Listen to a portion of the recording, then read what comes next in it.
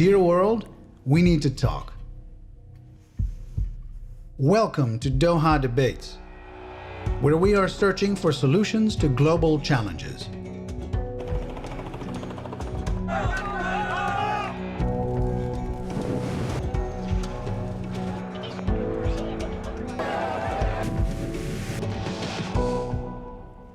This is a debate among three speakers with differing opinions. They share a willingness to find common ground.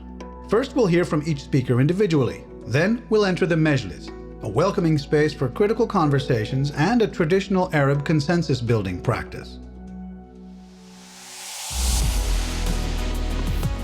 Globalization in general is going through a major crisis. Globalization has been incredibly efficient and beneficial, and we need to make sure that it works for all. There are countries that are challenged by structural problems in their economy that make it very hard for them to participate in the global market. The fight in India is on against this sort of corporate takeover. We need to stop the anarchy of global supply chains that are basically leaving so many people working 80 hours a week and still destitute. Globalization is a fact. It is not a choice. What we've got to do is make it work. When you hear the word globalization, what comes to mind? Do you think of an interconnected world and greater prosperity for all? Or do you see the triumph of the neoliberal order and capitalism in all its forms? Is globalization the solution to the world's challenges, or is it a veil that masks the real problems? This is our debate. Please welcome your Doha Debates moderator, Ghida Fakhri.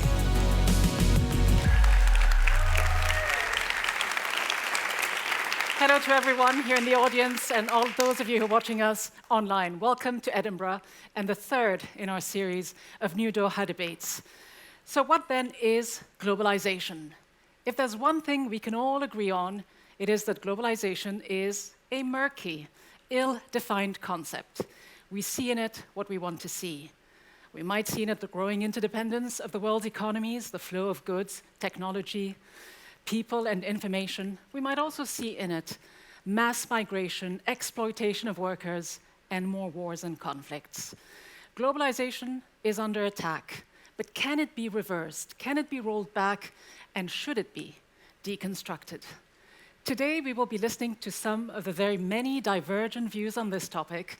Then, in our Majlis, we'll explore possible solutions to look at globalization, to see whether we can make it work and work better for everyone. We're here at the TED Summit. We're here in the audience and live as well on Twitter. And what we want to do is hear from all those of you who are watching us around the world. But first, let's go straight to our correspondent, Neloufar Hedayat, who I know is keeping a very close eye on what's going on and also ready to tell us how you can all get involved in this discussion. Neloufar. Thank you, Ghida. Yes, as you said, I will be monitoring, watching what you guys are saying across the globe. We've got people who are going to be logging in, tuning in from the four corners, and I'm so excited to say that if you use the hashtag #DearWorld on Twitter, just make sure you use it firstly, because otherwise I can't see what you've said. If you do use it, you will be part of this debate. We don't just want the audience to have their say and vote. We want you to as well, and I'm going to be right here watching out for what you guys have to say. Ghida. Thanks so much, Neloufar. I know you'll be keeping a very close watch, not just on that iPad and iPhone, but on the map of the world as well, to see where most people are joining us from. I also know that you'll be joined by one of our speakers here today in our shared studios portal just outside this hall to connect with some of the viewers watching this debate live in Lagos, Nigeria. So then, let's begin. Let's start talking about globalization. And I think we'll begin where many of you might expect, with mobile phones. Hey Siri, define globalization. Globalization is the process of interaction and integration among people. Actually, stop right there. Maybe the best way to explain what globalization is through my smartphone. Globalization is the way in which businesses and other organizations operate and exert influence internationally. Take the phone in your pocket, for instance. There are 1 billion more active mobile connections than people on Earth, with 66% of the human population owning a cell phone. The minerals used to build many phone parts are mined in Inner Mongolia, where the toxic waste produced by processing these rare earth minerals threatens the health of millions, left exposed by China's lax environmental laws. For those in the European Union making an average wage, it costs 26 hours of work to afford the Pixel 3 XL. It would cost the workers who assembled your new phone over a month's wage to buy it. Globalization has led to the development of some socially and environmentally harmful practices, but it's done good too. In 1981, 88% of China's population lived in poverty. By 2012, it was down to 6.5%. Much of our globalized economic system is rooted in the idea of free trade. British economist David Ricardo says free trade is based on the promise of the unhindered and untaxed movement of goods, money, and people. But the reality is, goods and money move across international borders much more often than people do. And it's not because people don't want to. Now, ready or not, we already live in this imperfect, interconnected world. And whilst we can't undo the missteps of the past, we can work together to responsibly shape our shared future. Quite extraordinary. Almost 9 billion mobile connections worldwide, if you can imagine that. Could there be a better example of just how globalized our world has become? To help us look at globalization from other different perspectives, we have with us 3 experts. Each one of them will have 5 minutes, and I say just 5 minutes, to make their case for or against globalization. Here they are on stage with me: Parag Khanna, Medea Benjamin, and Sisonke Msimang. We also have with us Govida Clayton. He, like the rest of us, will be listening to the 3 positions, but his task will be to apply his expertise in mediation and conflict resolution to try to find common ground, if there is any.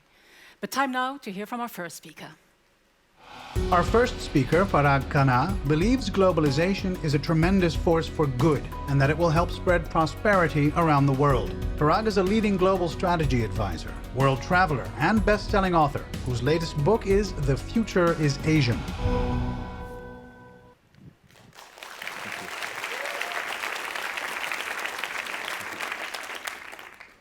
The word globalization has only been around since the 1950s. And perhaps because the term is so young, we talk about it like it's a very recent phenomenon, something that we can just turn on and off with a switch. But globalization is much deeper than that. It began the day our ancestors began wandering across the continents 100,000 years ago, and has been expanding in lockstep with our dense networks of transportation, energy, and communications that connect all the continents, nations, cities, and communities of the world. Globalization has withstood every plague, every world war, the Crusades, and financial crises. And if you look at the continuous expansion in the flows of people, of goods, of capital, of data, you can only conclude that globalization is just getting warmed up. So let's not even begin to debate whether or not globalization is our future. Do you remember the so-called anti-globalization protests of the late 1990s and early 2000s? Back then, the protesters said that globalization makes the North-South divide worse. But the truth is that globalization has been the greatest force for reducing poverty for billions of people from Asia to Africa. The protesters were wrong, and they know it. That's why the protests stopped. In fact, these anti-movements, anti-capitalism, anti-technology, anti-globalization, they always lose. They represent not universalist humanism, but very parochial short-sightedness. The truth is that too little trade is a much bigger problem than unfair trade. Too little internet access is a much bigger problem than the digital divide. You cannot simply say, finance is evil, throw the bankers in jail, and ignore the fact that if it weren't for the global investors and asset managers who buy the bonds of developing countries, they would not have any money to invest in basic infrastructure.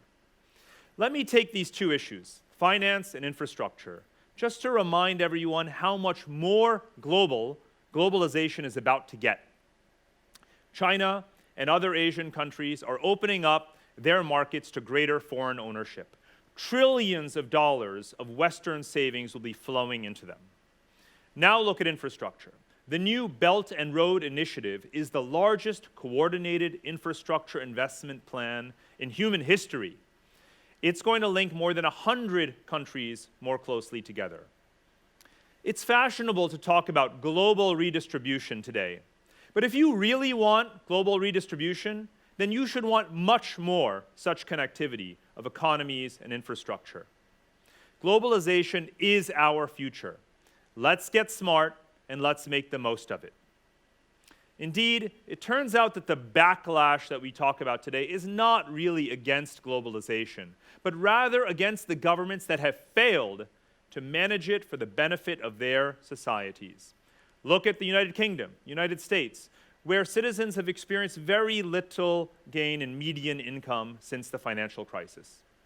Meanwhile, the vast majority of Asians, which is the majority of the world population, supports globalization precisely because their governments have been actively involved in steering it for their interests. As two World Bank economists recently wrote, inequality is a political choice. So don't blame globalization if your government fails to invest in worker retraining or in STEM education. Blame your leaders. Blame yourself. We do face crises that are the result, the consequence of poorly managed globalization. The environment is being unsustainably plundered. Human beings are being exploited. But the solution is to better regulate capitalism, to clean up our supply chains, not to end globalization. Let me be clear. There is no bad globalization. There is only badly managed globalization.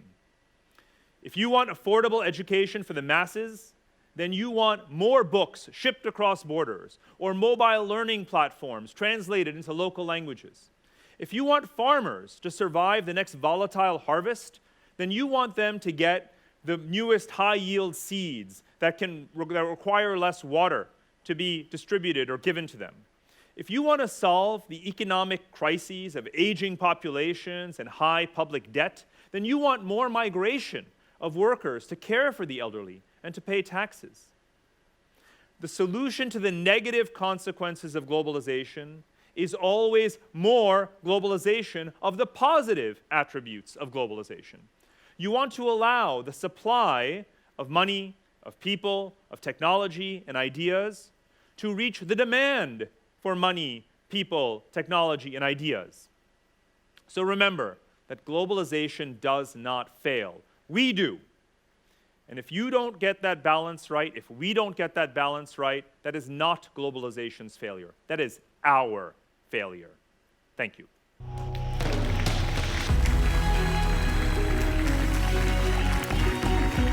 Parag Khanna, Parag, you say there is no bad globalization, there is just badly managed globalization. Sounds like an interesting attempt at deflection, a positive spin that you're trying to put on this when you, I presume, and you and globalists like you know the other perspective, the other reality that people live, people who have not benefited from globalization. Just take a listen to this other perspective. When you have 30, 40, 50, 60, 70% of people in different societies who feel as though the societies are working for somebody, but not them, you get very bad politics. People in certain parts of the country thinking everything is fine and not realizing that in very large swaths of the country, people don't feel like the future is raining on them. People who simply feel that they've been left behind. Are you ignoring this reality? And isn't the backlash that Anand is warning about what we are actually seeing today? The bad politics, as he calls it, the rise of the populists, the Boris Johnsons, the Donald Trumps, and so many other politicians around the world who have tapped quite successfully into this growing anger that people are directing toward the globalists, toward the elites. And what he's talking about and the leaders you just mentioned of the UK and the US are exactly the two countries that I mentioned in my remarks, countries where the governments have failed to harness the potential of globalization. Think about two countries, the United Kingdom and the United States, that over the past 200 years have been among the most powerful drivers, potent drivers of shaping globalization, that have actually benefited tremendously economically and in other ways, and yet their political decisions have resulted in that inequality, in that sense that the majority of the population has not benefited as well as it could. But other countries that are more new to globalization, that are recent entrants, the emerging markets, the Asian countries, where governments have been much more proactive. So he's right, badly, and he's agreeing with me. Hold on, but you seem to be suggesting that the politicians that we mentioned are the ones who are on the flip side, but they are actually the ones who are tapping into this anger, who are capitalizing on it. So quite the opposite of what you've just suggested. The question I have for you, though, is, although it might sound perfectly reasonable from a geostrategic, theoretical perspective to reason the way you do, from a human cost, when you look at globalization and the high inequality it's created, which you seem to suggest isn't all big of a deal, when you look at 26 billion, when you look at 26 billionaires around the world making as much as the bottom 3.8 billion people in this world, what do you say? Is that okay? That is also what globalization has delivered. Globalization has enabled it, but it's not globalization's fault. The interesting thing is when you want to scapegoat globalization, we have these commentaries where suddenly government disappears from the equation, right? It's this cabal of conspiratorial capitalists who have re-engineered and cheated the system so that they could benefit and everyone else would lose. And government comes in at the end as this knight in shining armor and it's always enlightened and democratic, to salvage and to re-regulate things. As you know, that's not the way the real world works. But it isn't just the governments. You also have the corporations that are reaping all the benefits, that are making more in terms of revenues, the Googles, the Amazons, the Apples of this world, making more in their market cap, about $1 trillion, more than the entire GDP of every least developed countries and many of the developing countries. And therefore, here's what I would like to see. I would like everyone who blames globalization for something to substitute the word globalization with a proper noun. Name me the company, name me the leader, the government, the committee that made those terrible decisions to give those tax breaks, to let the wealthy off the hook, to not tax, to not regulate executive compensation. If you want to have a constructive conversation about globalization, blame the real culprits, because they are real people and organizations. That's what we'll try to do in the Majlis. But for now, thank you very much indeed. Parag Khanna. Our second speaker, Medea Benjamin, believes globalization is a force for corruption, abuse, and inequality, especially among lower-income nations and peoples. Medea is a globally recognized activist who has taken on multinational corporations like Nike and, more recently, the United States government.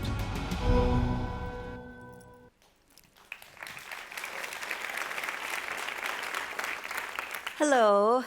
I believe that borders are artificial constructs, and one day we might live in a borderless world. In today's world, I appreciate collaboration and scientific breakthroughs like cancer treatments or climate mitigation. I also appreciate global institutions like the United Nations. And I love global collaboration in the arts, something that my organization, Code Pink, did just a couple of weeks ago when we borrowed the 20-foot version of this from you Brits to fly in the National Mall in Washington, D.C. when Donald Trump was giving his speech. But this is very different from globalization as an economic system, which has wreaked havoc around the world. Let me give you a few examples, and let's start with workers. Yes, it brings cheap goods to consumers, but at a tremendous cost to workers. Corporations move their factories around the world, always searching for the cheapest workers in places that don't have unions or where they can easily destroy those unions. I have visited Nike factories in Indonesia, where workers work 10 hours a day, 6 days a week, making 300 pairs of shoes a day, and they could never afford to buy one pair. Globalization has been disastrous for the environment. Importing goods from thousands of miles away demands ever-increasing quantities of oil that have led to overconsumption that are devouring our rainforests, dumping toxins into our rivers, and clogging our oceans with plastics. Take this plastic straw, something that Donald Trump has just politicized. It's handy for sipping a cool drink on a hot summer day, but this single-use product is too small to recycle. And it's symbolic of the 88 pounds of plastic per person per year that we produce, much of it for products like this straw that we could easily live without. And speaking of junk, what about the globalized junk food like Coca-Cola, a global brand, and fast food companies like McDonald's that lead to obesity and have taken a serious bite out of healthy traditional diets? But you know what the real problem is with corporate-led globalization? It's undemocratic and it's unfair. It gives too much power to these multinational corporations that then make decisions that affect the lives of billions of people. And they destroy so many local businesses. How can a corner shop compete with a Walmart? On top of that, many of these companies don't even pay taxes.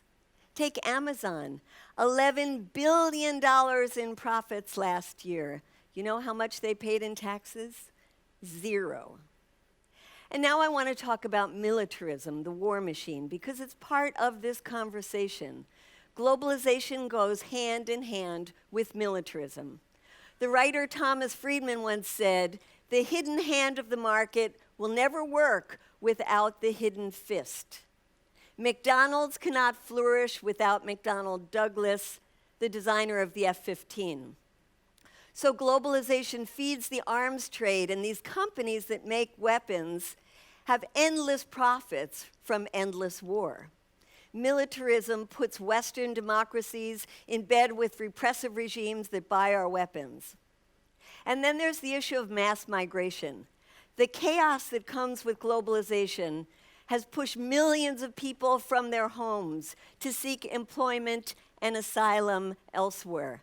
And the backlash against this mass migration has led to the rise of right-wing populists, from Donald Trump in the United States to Viktor Orban in Hungary to Brexit right here in the UK. Finally, globalization of news drowns out local voices and diverse perspectives. Global news organizations set the news agenda, and they are driven by profit. Think about that. Now let's think for a moment about the alternatives, an economic system that is not driven by corporate profits, but focuses instead on creating well-paid, meaningful jobs so more people can have better lives. An economic system that is more democratic because it's locally controlled. An economic system that puts the stewardship of the environment front and center. Let's take one very simple step together. Let's go strawless. Yes, it's a tiny thing, but it's symbolic. It puts us on the right path of thinking globally, producing locally, and reducing our global footprint. That's where our future lies. Thank you.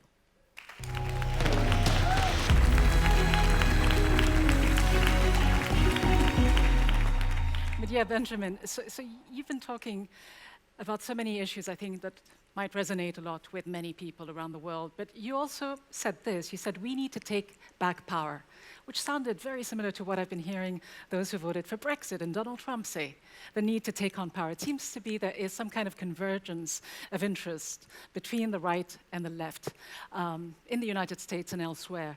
Is globalization, this broad concept, becoming too much of a convenient punching bag for those on the right and activists like you on the left who are simply blaming all of the world's ills and problems on globalization? I think people like Donald Trump got elected because of the negative effects of globalization. All of these towns in the United States that have had their manufacturing bases destroyed, where people can't find decent paying jobs. And he came in and said, you know, I'm going to create jobs, I'm going to take back our economy. And that's why people voted for him. I think it was a wrong vote. I think it was the wrong response to the negative effects. I think what we have to do is take back power on a local basis and build up the kind of economies locally that we want to see. But doesn't Parag, though, have a point when he says that by over-focusing on globalization, we are missing perhaps the real culprits, the politicians, the corporate leaders that you might otherwise be taking on, who have been pushing the profiteering that you so often decry, who've been promoting these billion-dollar-making military adventurist ventures around the world. Shouldn't you be taking them on more specifically? Absolutely, and I do every day. And I think I agree that it's the large corporations and the politicians who are in bed with them. And I don't want to sound like a conspiracy theorist, but in my country, in the US, these big corporations are often the ones that are funding the campaigns of politicians. They are the ones that are really setting the agenda and taking power away from local communities that might want a very different type of economic system. And indeed, you're right. You did take on the big corporate symbols of globalization, Nike for one, and as you say, you also try to fight for the rights of Asian workers, for example, making, an average of 50 cents an hour, $3.50 a day. And I have news for you, by the way. I think it was just yesterday, a pair of Nikes from the 1970s went under the hammer at an auction in New York, fetching about $450,000. But isn't that reality as well? Isn't this the free market?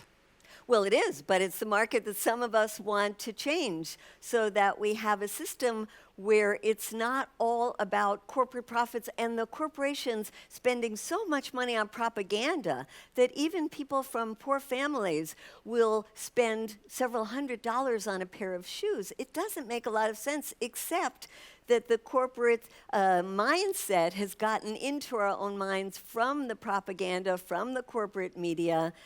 So yes, it's the reality, but I think that reality is something that we can and must change, especially from the environmental perspective if we want to have a planet several generations from now. Certainly a paradox, which we'll be diving more deeply into during the Majlis. For now, Medea Benjamin, thank you very much. Thank you. Our final speaker, Sisonke Msimang, believes globalization can be both a force for good and a continuation of systemic inequality and injustice. Sisonke is a noted author and cultural observer whose primary concern is the intersection of race, gender, and power.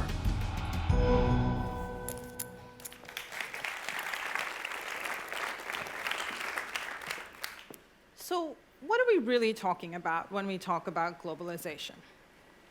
Well, whether you're from a rich country or a poor one, whether you are one of globalization's winners or one of globalization's losers, talking about globalization is often a really interesting way to hide behind jargon, to use what I call globalese. It's a way to say uncomfortable things while pretending to be polite. It does matter, however, in this debate, where you live. So first, let's talk a little bit about people who are opposed to globalization, even though they live in wealthy countries. In Europe, in North America, New Zealand, Australia, globalization has, for the most part, worked in these places. And in these places, debates about globalization have often been used as excuses to stir up hatred and to blame foreigners for economic and social decline, right?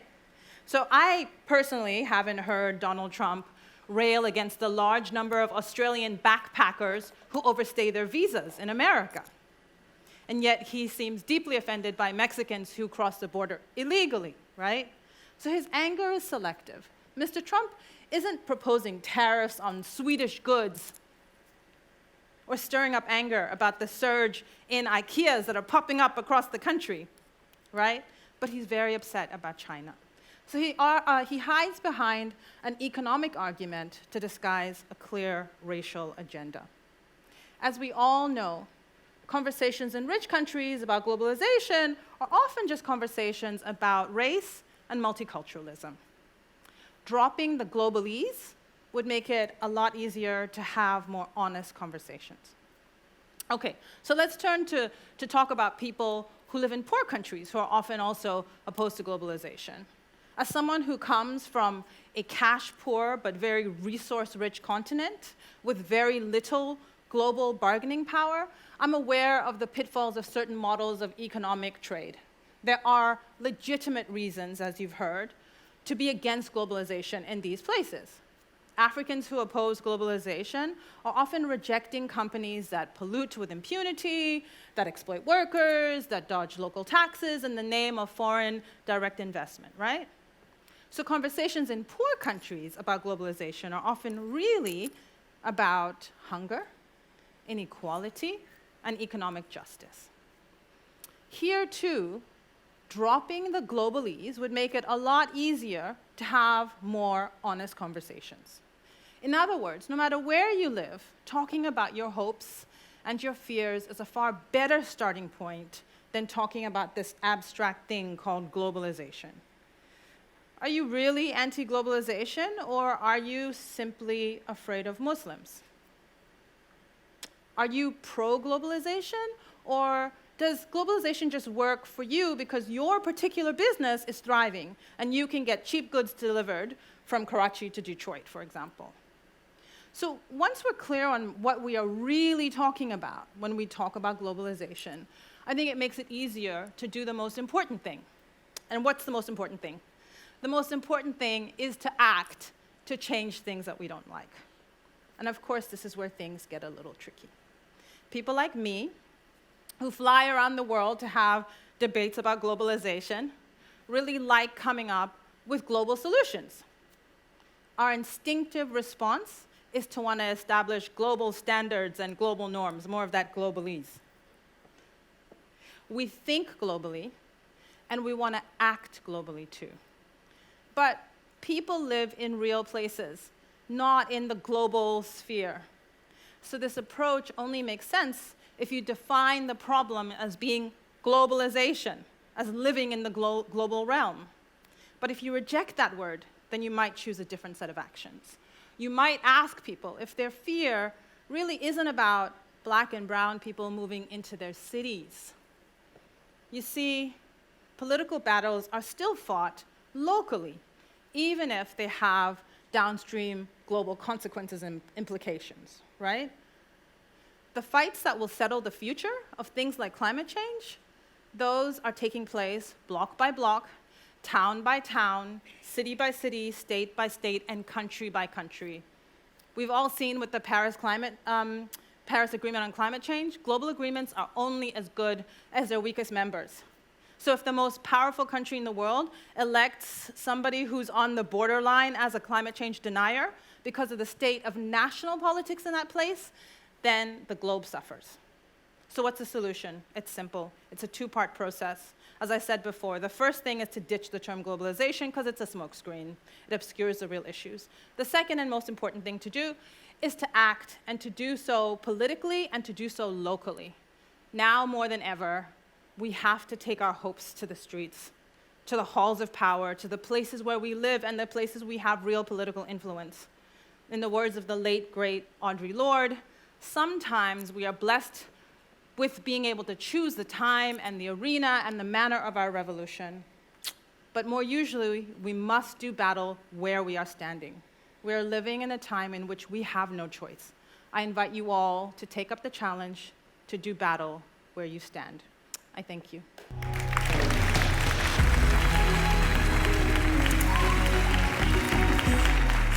Sisonke Msimang, a powerful call to arms, a call to action to make sure that we don't allow globalization, as you say, to be this smokescreen that hides and obscures so many of the important things. You talk about revolution, and coming from a family of revolutionaries in South Africa, perhaps no surprise there. But when you say let's be specific and let's act at the individual level, let's be specific. Let's take the exactly specific example of, let's say, a farmer, a small-scale farmer in your native South Africa, in a remote farm, battling and competing against the large-scale industrial community, which is backed by all these powerful corporations, not to mention the government as well. How can a small-scale individual with very limited resources actually take on the big corporations and actually win? Yeah, so I think the first thing I will say is that unfortunately none of my solutions, none of the things that we need to do, and they're clear, but none of those things are short-term. So unfortunately, that small-scale farmer, the fight that they have to undertake begins politically. So it begins with mobilizing, with organizing, in ways that we've seen happen across time and space for a very long time. My country is a great example of having movements of people organize and mobilize against a seemingly indestructible force. But it goes back to politics. So for example, in my country, where we are dealing with a very significant question of land, you need a government that's going to work for people. So I didn't think I would be saying this when I heard Parag speak, but I kind of agree with him. I think that there's a real role to be played with getting down to politics and to fighting at that level. Well, that's a good start. We're off to our consensus.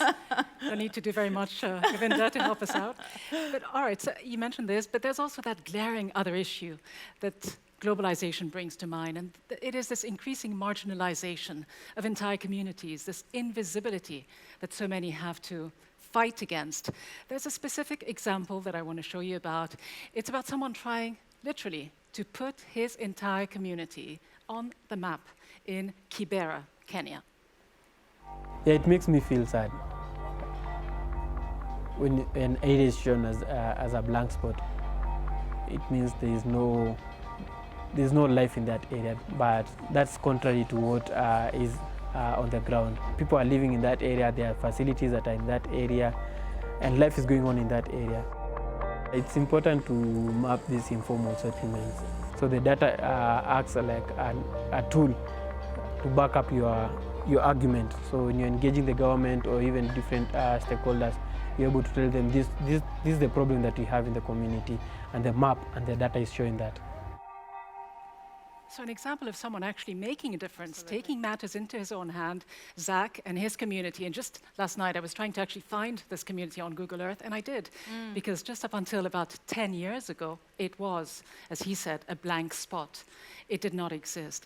But so how difficult is that struggle? And how many Zachs are out there and people who simply don't make it the way he has? I think it's such a powerful example because it's an example that speaks to the fact that in many ways, the tool that you use is neutral. So Zach could have opted to use a different metric to get the same outcome. So it's not necessarily that anyone cares that much about Google identifying us or not on a map. It's about the fact that your absence there signifies a political insignificance, a political invisibility. So it's a great way in which you're using that as a metaphor for something that's far more important. So it's a very good example of how our tools may be neutral, but our actions are super important, and they always have to be political. A key word there, political, and we'll get to that, of course, in more detail. But for now, Sisonke Msimang, thank you so much indeed.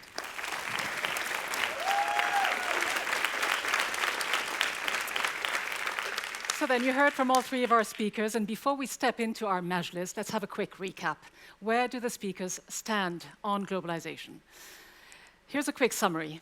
Parag Khanna says, globalization does not fail, we do.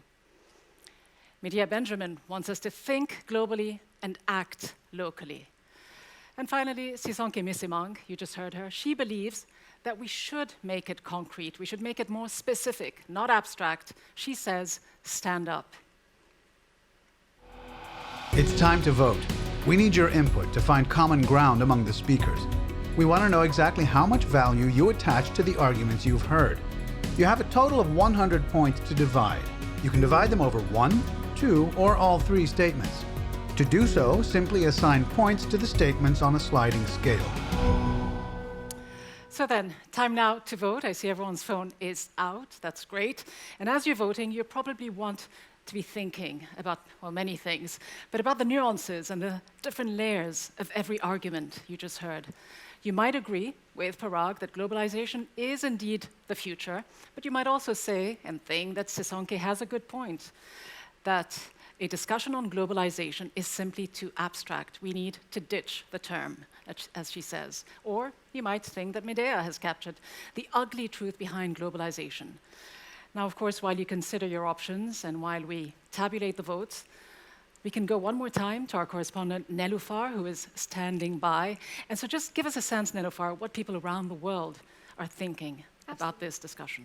Absolutely, Rida. Before I do that, I just want to quickly apologize to the people watching on Periscope and on Twitter. I know there have been a couple of technical faults, so if you have been watching and it's been freezing, it's live TV, I'm afraid. That's just how it's going to be sometimes, so I do apologize. Just remember that you can absolutely have your say, ask some really insightful and interesting questions, and make your comments online. Please use the hashtag #DearWorld in order to do that so that I can see your tweets and hopefully read some of them out. Now, I have to say, the debate is being had in the studio and our audience here is voting, but the conversation is global. I've got people here from Australia, from Afghanistan, from Gaza, Mexico, Sweden and Germany, all chiming in with their thoughts and opinions, some of which I am going to read in the next couple of minutes. But before I do, Twitter, Periscope, remember, you are part of this vote. Just log on to Twitter, make sure that you have the Doha debates page up, click on the vote link and have your say. You can shape this conversation as much as anyone in our audience who are, I think, eagerly voting away, I think. Now, just to give you some of those trends, Rida, we've got 3 main trends that I'm seeing appear. One about borders that Medea mentioned in her speech, connectivity and globalization, and also some pretty awesome one-liners that I've seen. I wanted to tell you what Mira in Gaza had to say. She said, people are suffering from the closure of borders. They can't travel freely. Everyone, she says, has the right to travel and choose where they live, so they can't be useful to the community they are part of. That community word keeps coming up, guys. I'd love to hear from you about that. And then we've got Khalid in Herat, Afghanistan, which is where I'm from, so I had to include that one. Khalid says, so in my community, after the globalization process, people have started seeking their rights, and women have also started to seek their rights and participate more, which I think is absolutely brilliant. A couple of tweets now, some brilliant one-liners. I've got one from Omar, who says, globalization is colonization.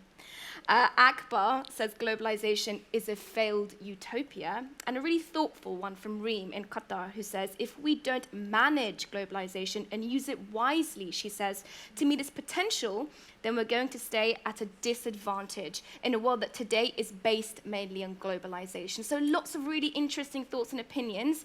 We're going to obviously have our Majlis and hear what everyone else has to say. But remember, guys, use the hashtag #DearWorld to tell me what you think. And Rida, just before I throw to you to give the results of the first of our 2 votes, just time to let you know that after the debate has been had in the studio, you guys watching on Periscope can absolutely join me in our shared studio portal, where we will be talking and deconstructing everything that's happened in here. So thank you, guys. Thanks very much, Nell, for that roundup. And as you say, I'm also hearing that the results are actually in, the results of that first vote. So let's have the results on the screens. Let's see whose position is the one that garnered the most of your votes. Both those of you here who are online, who are here in the audience, and those of you online. All right, so looking at it, there is actually, wow, there's a very close call, a tie virtually between the first 2 positions. Parag Khanna's globalization doesn't fail. We do, just under 30% of the vote. Very close to the results that Medea Benjamin got with think globally and act locally. But there's a runaway winner, and I hate to use the word winner, but there is clearly. All right. There's clearly a position that has resonated with more people. And it is the last one that we heard, Sisonke's make it concrete, not abstract, stand up. People in the mood for a revolution there, 41.25%, Sisonke. So that is the vote. And what's interesting is that later on, after the Majlis discussion, we'll see whether this vote is going to shift in any small or significant way when we, check the pulse one second time. Now, someone who didn't actually vote, but has been listening very closely, is our connector. Dr. Govida Clayton is a senior researcher in peace processes within the Center for Security Studies at ETH Zurich. Dr. Clayton's research interests include negotiation, mediation, conflict management, and civil war. As our connector, Dr. Clayton will provide guidance on identifying common ground and steering towards bridge building and consensus. Govida Clayton, please join me on stage. Hi, guys. So, Govida, you're here to help us find some common ground, some consensus, but what kind of consensus should we be looking for? And can we actually even think about forging consensus when, as you've heard, there are very deeply held and deeply entrenched views? There are competing ideologies, dare I say, when it comes to globalization. Sure. Well, I think one really important point for us all to remember here is that conflict and disagreement are not necessarily dirty words. They're not bad things. In fact, conflict can be a really creative process that can promote internal and collective growth. It can lead to innovative solutions and more kind of creative outcomes. So I think we shouldn't be scared of conflict per se. Conflict only becomes a problem when it turns violent, which I'm hoping won't happen today, or leads to a kind of breakdown in communications. So I think a kind of an aspiration for us really is not necessarily so much to just find a consensus that everybody agrees on, which is unlikely to feel very natural. Instead, it would be good to get clear on, of course, the areas where we agree, but more generally, the areas in which we have disagreement. Okay, but so listening to these areas of disagreement, and I think there were plenty, what were the commonalities? Was there a common thread that you can actually build on that you thought you were able to spot between the three different perspectives? Sure. Well, I mean, I think probably as we would expect as well, one of the most consistent themes that came up through all of the different talks was this idea of economic globalization. And so we heard lots of talk of tax avoidance, multinational corporations, and of course, like the horrific levels of inequality that we have across the globe. And so I think that was great, and it was interesting to hear that come out across the discussions. But what I'd really like to do is kind of echo Sisonke's point, actually, of moving beyond the more abstract into the more specific. And so what I'd really like to hear from the different participants is really digging down into that, getting into the weeds a little bit and hearing more specifically in this area where they have some agreement and also, again, where there is disagreement. So that's what you'll be looking for? Absolutely. From the audience and from the speakers as well? Yeah, totally, from the audience, questions in particular, absolutely. What kind of questions do you think will actually lead us to build those sort of areas of consensus? Sure, I think what would be, the type of questions we'd be looking for is, I mean, let's be really clear now, this is not an Oxford-style debate anymore. And I'm asking this more for the audience. Yeah, absolutely. So this isn't an Oxford-style debate anymore, so there's no more winners as we move into the Majlis. Okay, instead we're looking for more of a Doha-style debate. So what we're looking to create here is a discussion, like a difficult conversation that highlights the differences that we have, but at the same time draws out for everyone here and at home where the areas of commonality are, but also these important differences. A few tips can never harm. Thanks so much. Govida, Clayton. Thanks a lot. Welcome to the Majlis, a traditional Arab consensus-building practice. The focus of the Majlis is to welcome critical conversations and reach solutions. Hida will encourage our speakers to bridge differences and find common ground. All right, so where should we begin? So Parag Khanna, Medea Benjamin, Sisonke Msimang. Three very interesting perspectives. Let's see if we can find any common ground between the three of you. To you first, Medea. Parag says that inequality is a political choice. So he is urging all of us not to blame globalization. Does he have a point? Yes, but you get a lot of inequality when there is not enough space for mobilizing from the bottom up to create the kind of changes you need to happen. So oftentimes, I've seen around the world communities that are fighting for better pay, for better working conditions, and they're being crushed. And they're being crushed sometimes by corporate goons, sometimes crushed by government militias, sometimes a combination of the two, but I think it's the lack of ability for people to make the changes they want to see. Parag, do you agree with this? And do you agree with what Sisonke said earlier, that there is just a bit too much globalese being thrown around, that we should be more specific? Without a doubt. And to your point, Medea, it's absolutely correct that when you have this exploitation, what you've done well is to actually name the culprits. You said it is the corporate goons, it is the corrupt governments. So it's not helpful to simply, again, scapegoat globalization, this abstract term that means everything and nothing at the same time. What is it that is causing that government? It is not globalization that is exploiting those workers, right? It is actually those companies. And who allows those companies to get away with what they're doing? Why are they not more why are they not doing what they're supposed to be doing, which is actually maximizing the welfare for their citizens? If I'm not mistaken, that's why we entrust governments to lead us, right? And so these governments are failing, and they're failing whether they're enabling this exploitation. But what's important is to point out that a lot of, when we talk rhetorically about globalization, we're really using I don't want to say antiquated model, but we're forgetting that there is so much more transparency in the world today, domestically and internationally. So for every example that you have of workers getting crushed, there's also governments and workers that are standing up and saying, wait a minute, we've seen this game before. We've seen colonialism before. We've seen corporate globalization from the 1960s and 70s and 80s. What we're going to do now in the 21st century is we're going to make sure that we benefit.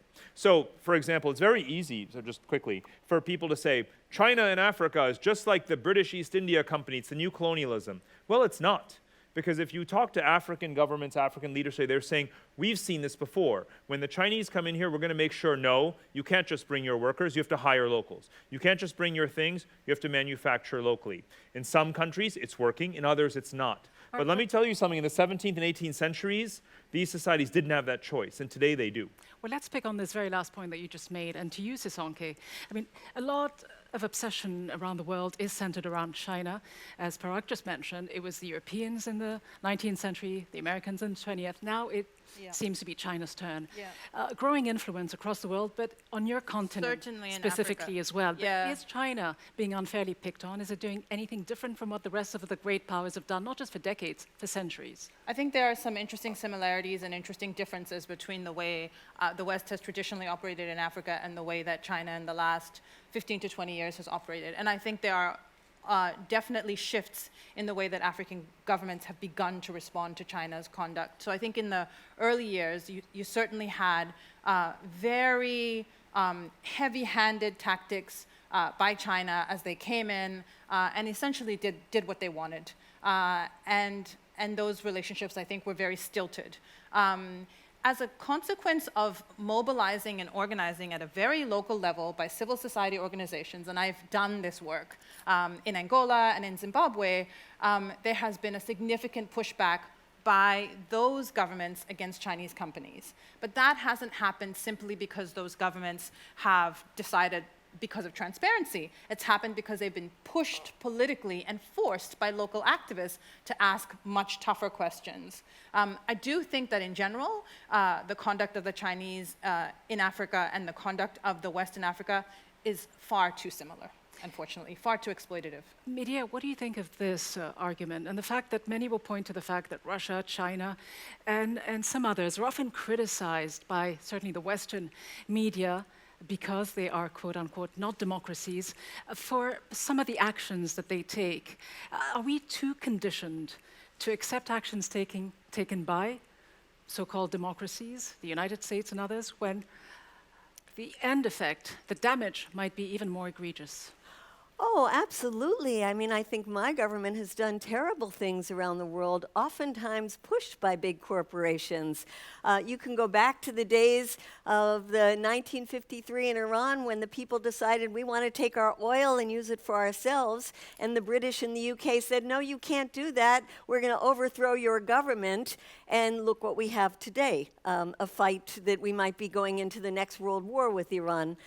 We have examples of US companies that go in and destroy other people's agricultural systems. And then we try to stop the migration that comes to the United States as a result of that. So I think that there are some very egregious examples of global corporations that, especially at this time when people are sensitive to the environmental issues, I don't think we can afford as a planet to keep going on this kind of economic system that depends on things being produced and consumed from thousands and thousands of miles away. It just doesn't make any sense anymore if it ever did. Parag, how do you respond to Medea, for someone who's lived in the United States for many years, who now lives in Singapore? How do you look at these competing geostrategic dynamics? I think you're correct that there has been, again, this multinational exploitation, but it is a two-way street. They have been operating in very weak societies, post-colonial countries that are very young. Most of the world's countries were born after 1945, right? And globalization really kicked off in the 50s and 60s. So these countries had resources, but didn't have the wherewithal, the technologies, the access to global markets to actually harness those resources themselves. And so, multinationals get sweetheart deals and so forth, and then the rest is sort of history. But as I said, we're moving into a new phase where governments have a lot more confidence, or at least should have a lot more confidence. You don't really see every country in the world, every poor country saying, here's a tax holiday, please come here, right? They're really structuring these relationships much more carefully so that they are benefit. And again, you can see this with China's Belt and Road Initiative all across Asia. Let's remember that even the China-Africa dynamic, as much as I agree with what you've said, you give a very balanced view, Sisonke, but again, Asia is where the vast majority of the world population is. I spend most of my time traveling in the 45, 50 countries there, where I see every single country figuring out, calculating very precisely, how am I going to get the longer end of the stick in this deal with China rather than China getting it. That's what's really happening today. And that can be seen maybe as a more positive globalization. That's a two-way street rather than the traditional dynamic of superpower comes, superpower exploits, superpower wins. Sisonke, how do you see it from a more local level? So again, in some of the work that we did in the Congo, and I admit that this is a dramatic example simply because the Congo is a country in crisis. And continues to be in crisis. But the work that we did in the Congo, we literally sat down with lawyers who had been hired by a civil society organization to negotiate on behalf of the government, sitting across the table from a number of companies looking at coltan and titanium. Our smartphones are generated through power that comes from these places. So I think a point that I want to make, taking it back to what is our individual responsibility, is to recognize that, again, while the conversation may seem abstract, what's really important is to think about that thing that is sitting in your pocket and the direct relationship between that gadget in your pocket and the actions that we're talking about here. The global power dynamic matters on a very personal, individual level. And so I definitely think that in some parts of the world and in some places, that very exploitative relationship continues to exist. And what's important about the fact that there are nuances, what's important about that is that we have, as Medea says, very little time. So we aren't having this conversation 50 years ago. We're actually having this conversation now with a finite amount of resources that's getting smaller and smaller. And so I think our tolerance for the mess-ups of capitalism has to be, we can't be as patient with capitalism and with inequality as I think we have been in the past.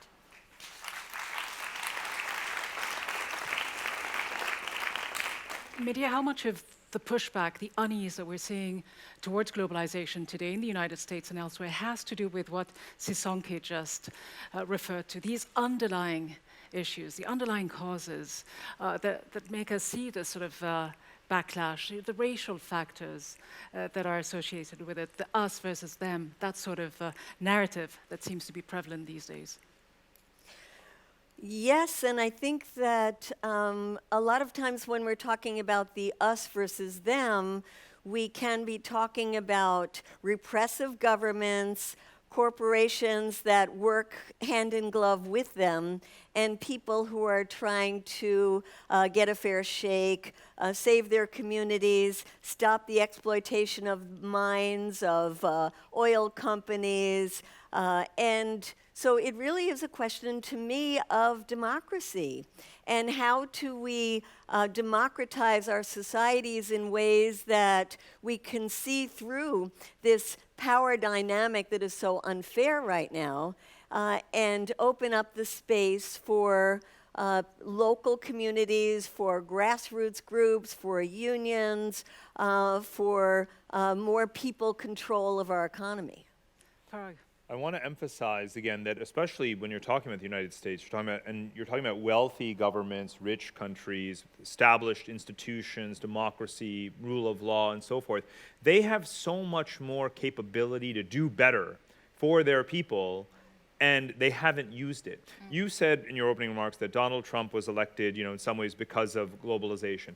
Let's be specific, right? Donald Trump was elected because the United States has spent less than 0.2% of its discretionary budget every year on what's called trade adjustment assistance, something that has existed since the 1960s and wealthy governments around the world have done. They've seen since the 1960s that jobs are being offshored, workers lose their jobs, they need new training.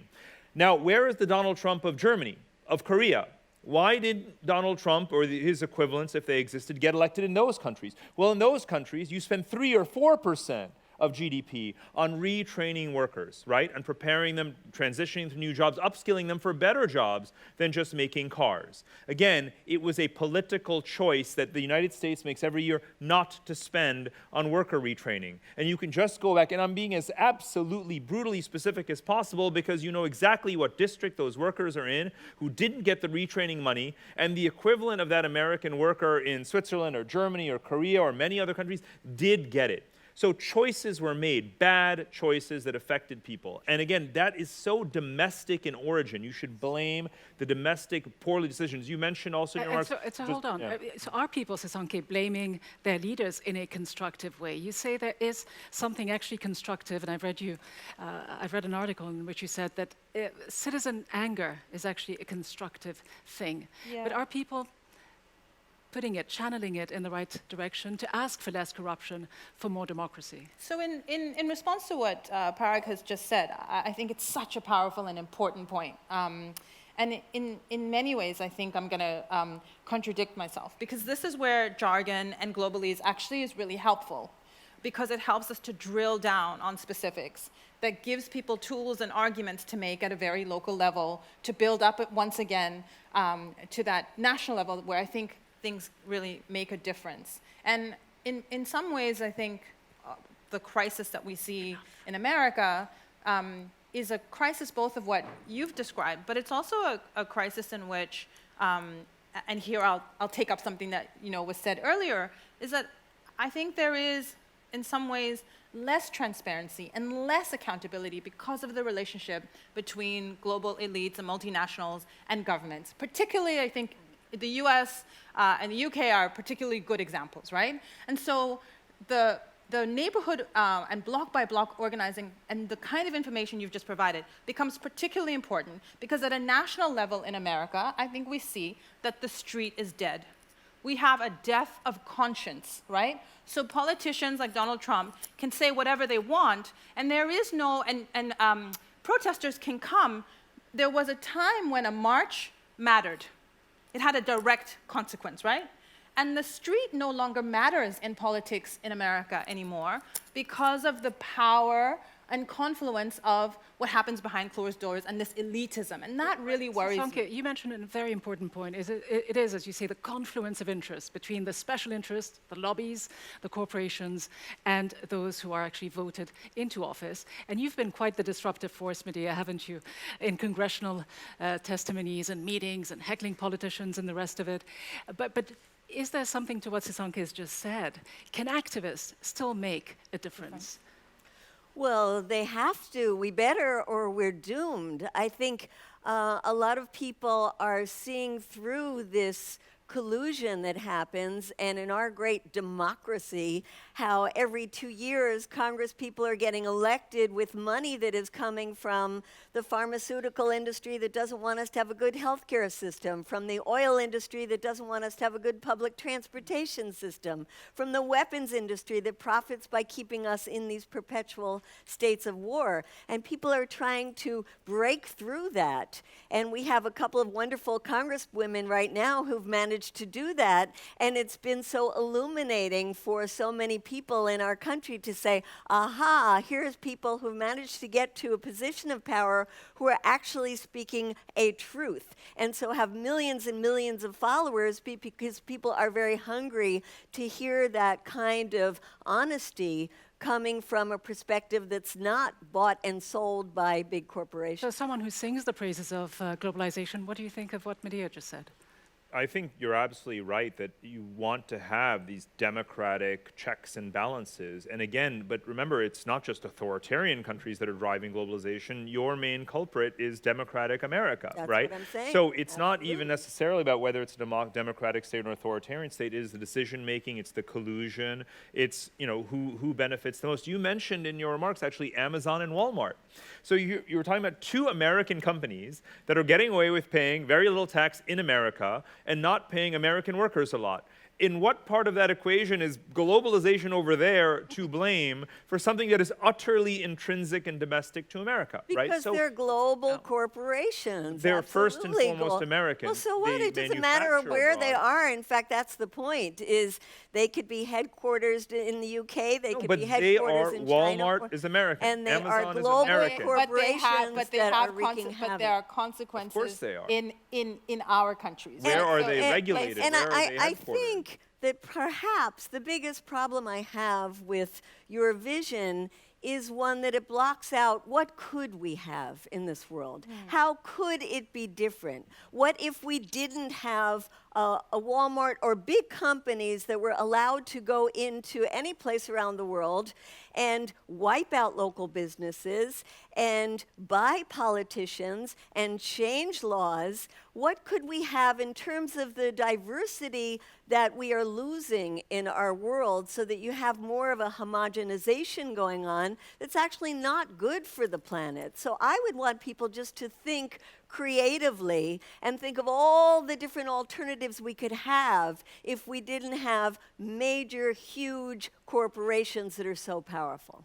Sisonke, is that the kind of honest discussion that you were talking about? It is, and part of why I struggle in these kinds of conversations is that I want to bridge this divide. I take this middle ground between a utopian ideal, because we can't wish away multinational corporations. I think we can regulate them better, but we can't wish them away. And at the same time, I worry about a view that suggests that we double down on globalization when we know that many things about it aren't working, right? So in your opening remarks, the point was, if globalization isn't working for everybody, let's just do more of it so that it works better for more people. And I'm not convinced that doing it more is the thing that will make it work for more people. Yeah. Well, I don't define globalization as multinational dominance. I went back 100,000 years, and I want to humanize it in the spirit of Medea's remarks. I talked about migration.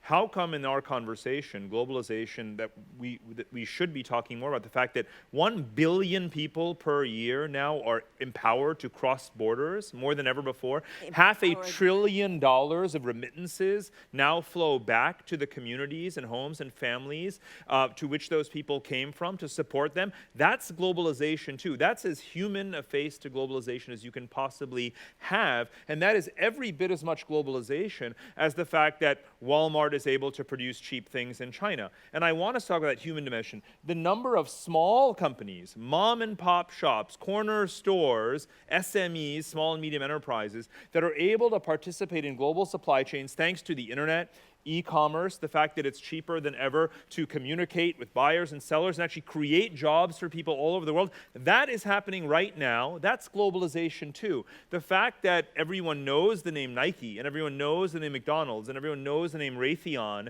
doesn't mean that they represent all globalization. When you're singling them out, I agree with you. I'm saying that you're only speaking about a very, very particular slice of globalization. It's a devastating one. It's an important one. It has more power than other aspects of globalization, but it is not the sum total of globalization. I have to say, of migration, think of the millions and millions of people who are forced to leave their countries. And I want to give an example of 1994, when the North American Free Trade Agreement, NAFTA, went into effect.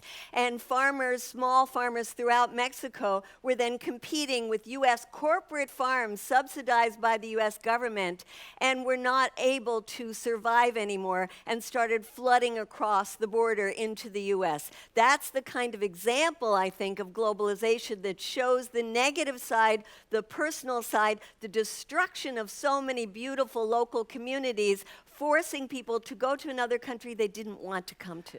The good and the bad side of globalization. Hold your thoughts for just a moment while I go back to our connector, Govida Clayton, sitting there in the front row. And Govida, just to get your take on what you've been hearing here, quite an engaged, dynamic conversation between our speakers, very deep layers of agreement and disagreement. What do you make of it so far? Great discussion so far. So, I mean, we could certainly see that everyone was really making an effort to find some consensus in the beginnings of the Majlis, and so it was great to hear some points in particular with regards to obviously the problems of inequality, but also the need for some engagement with different forms of democratic governance. But I think for me the most interesting part is what we've just seen at the end here, which is that as we started to move into talking more specifically about different solutions, the conversation shifted a little bit and we fell back into the problem of globalization being a multifaceted concept and people starting to speak past rather than to each other. So I kind of encourage the speakers to, as much as possible, to stay on the same topic so that we can kind of dig a bit deeper and hear a little bit more the source of the disagreement rather than kind of moving around to the different aspects of globalization. So we heard the message loud and clear. Let's stay on topic. We'll try to do this when we get back. But before then, I just want us to get back to our phones and engage in our second round of voting to see whether this discussion so far has actually swayed anyone around the room and around the world, if it has changed any of your opinions. Let's go then to our second round of voting. We are going to revisit our vote. We want to know exactly how much value you attach to the arguments and discussion you've heard. Once again, you have a total of 100 points to divide. You can divide them over 1, 2, or all 3 statements. To do so, simply assign points to the statements on a sliding scale. All right, so while you are putting your votes into your phones, and after everything that you've heard, has the way you look at globalization changed? Has it shifted in any way? Nilufar, what are people online saying? Oh my goodness, I have to say, it's getting very lively on Twitter and Periscope. I think we've figured out some of those glitches. So those of you watching, I hope you've been able to keep up because it's just been absolute fire on that stage. I wanted to kind of talk about some trends that haven't been mentioned. And I'd love to get your takes on this, guys, because people are really concerned about the environment, and people are very concerned about climate breakdown. There's a lot of tweets here. For example, Jack, who is from Scotland, from the University of Edinburgh, he's worried. He says, hearing economic growth, social justice, and planetary climate issues as themes are really important to him. He says, I wonder how compatible these are and how we all reconcile them with our duty to protect the planet. Our duty to protect the planet seems to be like a really important thing. Then we've got some issues of the downsides. A lot of the people on Twitter are very concerned that globalization, in this globalese kind of language we're speaking, is missing out on the downsides and the human cost. So Rob Capretta, for example, says, unfortunately, it has spread the gap between rich and poor. He says, theoretically, it is sound, but in reality, it has solidified the position of economic superpowers, which I think makes a lot of sense to me, just listening to the debate, Rida.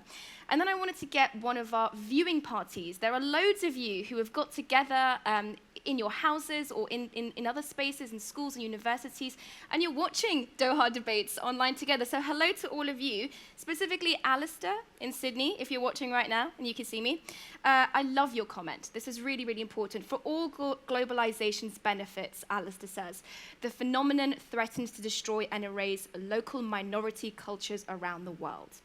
A melting pot might bring many ingredients together, but it also risks allowing one flavor to dominate all others. That cultural aspect of globalization, that idea of sanitizing difference so we are all one homogenous group, is definitely a trend on Twitter, Rida. And then I've got a question here from Karim, and this is for Sisonke specifically.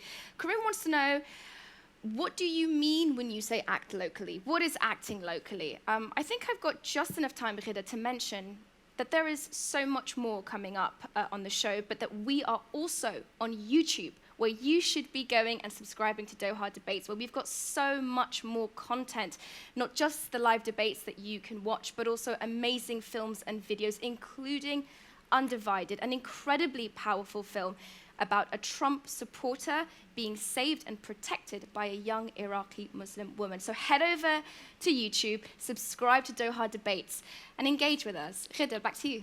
Nell, thanks very much. It's great to get that idea of what the emerging trends might be online and what the specific concerns are for people watching this debate. So hopefully we'll get to these thoughts and questions in our second round of discussion with the guests, but I'm told that we do have the results of that second round of voting, and I think it'd be particularly interesting here and valuable to actually put them up and compare them to the first round of voting and see whether the results have shifted in any way at all. So this was the first round of voting. As you can see, 29% for Parag Khanna and Medea Benjamin. And the argument of Sisonke is the one that got the most votes. Has that changed? Well, Sisonke, you've just dwindled a little bit. You've gone down in the count, in the vote count, but the one that has gone significantly up is Parag Khanna's argument of globalization doesn't fail, we do. So obviously people buying into this argument. Think globally and act locally, Medea Benjamin, you have also gone down. So I think there's more work to be done for the ladies in our second round of discussions. In just a few moments, we'll be opening the floor to your questions, but before that, I want to ask each one of our guests here on stage to make one commitment, if they can, in just about 10 words or less. One commitment, one thing that you think is particularly useful for you to make as a commitment for an action that you can take locally, regionally, nationally, or globally. And we can ask the rest of you and those of us tuning in online to make a commitment too, using the hashtag #DearWorld, tagging Doha Debates. So Parag, what are you willing to do in just 10 words or less? Vote. Voter participation is so low around the world, even in democracies. We clearly take it for granted and abuse it by neglecting it. I believe we should have mandatory voting. That's more than 10. More than 10 words? So vote is what I heard clearly and loudly. Medea, you. Expose the collusion between governments and corporations, but lift up the positive things that our communities are doing to inspire others. So expose the collusion. Sisonke. Find one specific thing that bugs you in your community and do something about it. All right, what bugs you? So just find one thing that bugs you more than anything else and try to do something about it. That's the more important bit of what you've just said. So thank you very much for those commitments. It's your turn now to ask questions and share your ideas with our experts. All I'd ask you is to simply raise your hand and wait until I call on you. When I call on you, please go to one of these two microphones that you see. Do introduce yourselves ever so briefly. And, of course, make your questions short, but make them tough. So, who have we got? Right there on the left, to you, sir. Hello, and thanks for this debate.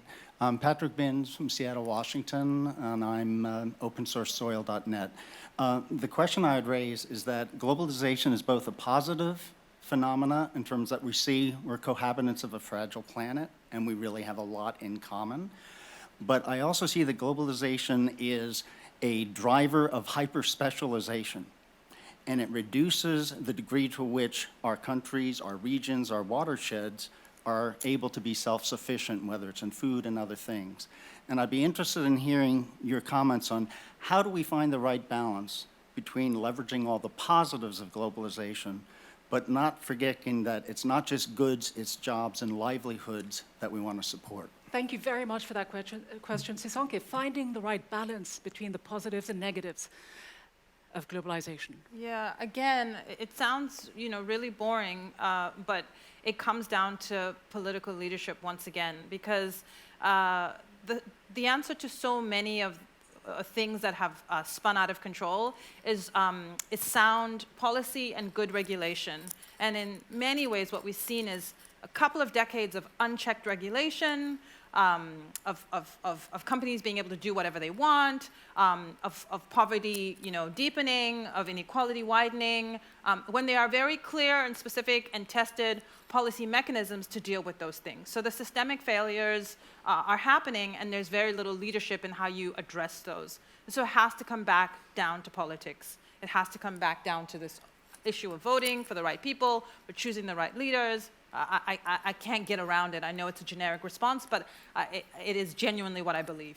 Parag, for you, what is the right balance? Sure, two specific answers. One is that globalization is not some virtuous end in itself, right? It's something that is useful in the right way at the right time, right? Every government, every society should have the right to say, and does have the right to say, we're not going to outsource all of our production of things to other countries. We have a right, we have a desire to maintain certain industries or jobs so that all of our people are employed. That's our number one priority, right? That's what a democratic or an undemocratic society, what a government that cares about its people should be thinking. The other is how we price things, right? If you had to put a price on how much water it takes to make that avocado and ship it all the way from wherever to Australia, it would cost a lot more, right? And we need to think about this sort of holistic accounting so that globalization, the price of globalization, is paid either by the producers, the consumers, or both. And then that will have an effect of people saying, hold on, why don't we do more of it here? What is the need to globalize everything? Medea, I saw you nodding in agreement with Parag. Absolutely. I love what you said. I think both in terms of being able to make your own decisions as a community or a country of how much emphasis you want to give to local production, and also totally agree with you in terms of the real costs of something. And can I just ask the audience to raise your hand if you prefer to eat locally? So look, we have a lot of consensus in this audience that produce locally tastes better, it's better for the environment, and it tends to be healthier. Better than junk food, as you say, Medea. So let's go to another question. Let's take one on this side of the aisle. Go ahead. Good afternoon. My name is Kareem Abulnaga. I'm from Queens, New York. I'm an education entrepreneur and a TED Fellow. What role do the political constructs and social frameworks like capitalism, communism, socialism, or democracies play in how we speak across borders when we talk about globalization? Great question. Who wants to take this one? Sisonke. No. Okay. I don't want to go first. I think it's I want to answer it, but not first. Question. So what do we make of these models, economic models? It's been so interesting, to hear the growing usage of this phrase, millennial socialism in the United States, and Bernie Sanders saying he's a democratic socialist, and it's just incredible how even within Western civilization across the Atlantic, societies that are supposed to be well versed in each other's discourses and politics, what the most progressive American politicians are basically saying with this terminology that they're fumbling with is they want to be more European. In Europe, it's called social democracy. It's been around for generations. And so I find it really paradoxical, strange, that we have to, that at least in America, they're fumbling around, to come up with words to describe what Europe has had for decades. And I think that's a testament, obviously, to what many European societies have done a good job of achieving and are struggling to maintain. Sisonke, just a variation on this, though. Can we ever get to that equality that you were mentioning, that we all strive towards, if still the US dollar is what leads us, if capitalism is the way of the world? Should there be an alternative? Yes. I would not be true to my revolutionary roots if I didn't answer yes. However, I live in the real world in which it's hard to imagine differently. And in some ways, that question gets us to this point about imagination, which Medea raised earlier. So I think beyond the labels and I think many of the frameworks that we have constructed, whether we talk about communism, socialism, or capitalism, those words are in some ways insufficient because they represent ideological positions that have existed for far too long and don't account sufficiently for the moment we stand in right now. Sisonke, let me interrupt you there if I can. I'm being told no more questions, but let's take a quick questions and let's have you all address it and give us your final thoughts as we try to wrap this discussion up. Okay, thank you. I'm Maggie, and I'm from China. Now I'm the international student in the University of Edinburgh, and I'm going to ask a question about how do you see about the so-called trade war between the United States and China? And you said we're going to think globally and act locally. So what are the governments going to respond? What kinds of attitudes and actions should the government take? All right, thank you. So as you think of an answer to this question, can I also ask you for your final thoughts? What is the best way forward? Well, the Parag trade Khanna. war will take quite a while to disaggregate, but look, trade is going to continue, right? What's happening is that two countries are decoupling somewhat from each other, but bear in mind they're not the only two countries in the world. Europe trades a lot more with China than America does, and Europe is going to trade more with China while America trades less. So don't get too fixated, just look at the new patterns and new alignments, because again, more countries are getting more connected to each other all the time, and this is just one particular spat between two. It's actually taking up more attention than it should. Can I just make a final plea, and I'll make it quick? Please, I know that it's very fashionable to talk about inequality, but if you spend all your time talking about inequality, it probably means that you haven't spent enough time in actually poor countries. Because in really poor countries, even though there is high statistical inequality, as there is everywhere else in the world, poverty is still the bigger problem. So please remember that addressing poverty, focusing on equity, on opportunity, on what you can do as members of society, or how you can shape globalization to empower poor people, is going to be the greatest thing you can do to reduce inequality, not just talking about inequality. Thank you very much for these thoughts, but is globalization the answer to this? Well, is it going to reduce you can't poverty? throw that statement out as the last thing, and then now I'm supposed to wrap up my thoughts, and I want to respond to that and say I come from one of the most unequal societies in the world, and inequality drives violence in South Africa. Looking at people who are moving ahead because globalization has benefited them, and you're standing still, and we have structural unemployment in South Africa. So I think poverty and inequality are equally painful at a human level for people to live in and sit with. So that would be my response. But my closing comment, I think, is to go back to the original argument that I made, which is that in many ways the words trap us. And so I am very interested in removing the labels and in finding new, more clear, more direct, more honest language to talk about what it is that we want to talk about. And the reason we keep coming back to the wounds, to the things that are failing about globalization, is because that's where it hurts. And so it's important to talk about the things that hurt around globalization in order to be able to address them effectively. Sisonke Msimang, the importance of talking about the human, the cultural wounds. So is more globalization or less globalization? And I think I know the answer. Well, I define globalization as corporate-driven. And there's another concept, which is international solidarity, internationalism. I think that's what we need, which is, as a planet, we all work to support people in wherever they're living to have greater democracy, greater say about their lives, an economic system that cares about poor people more, that wants to make sure that people have the human rights, which include right to health care, right to an education, as well as the freedoms of expression and those other kinds of rights. And I think the only way we're going to get that is if we do more empowerment of local communities and more regulation of global corporations. And on this note, we will end our debate. Thank you very much indeed to Parag Khanna, Medea Benjamin, and Sisonke Msimang. And of course, thank you all for being part of this debate. Thank you to our guests here on stage. And of course, thank you to the TED Summit delegates, our students, and the Qatar Foundation as well. Let's continue this conversation on Twitter. Follow us on Instagram and YouTube, and learn more about globalization and all of our season's other great topics. Go to www.dohadebates.com to see all of our films that have been produced on this and other important issues. Let's all make a commitment now, using the hashtag #DearWorld at Doha Debates. Thank you all very much indeed for being part of this discussion. From me, Rita Fakhri, and the entire team, thanks for watching, and do join us again for our next debate, which will take place in Cape Town in South Africa on September 10th, where we will be addressing another crucial issue, which is water scarcity. But from all of us here, for now, thanks very much for watching.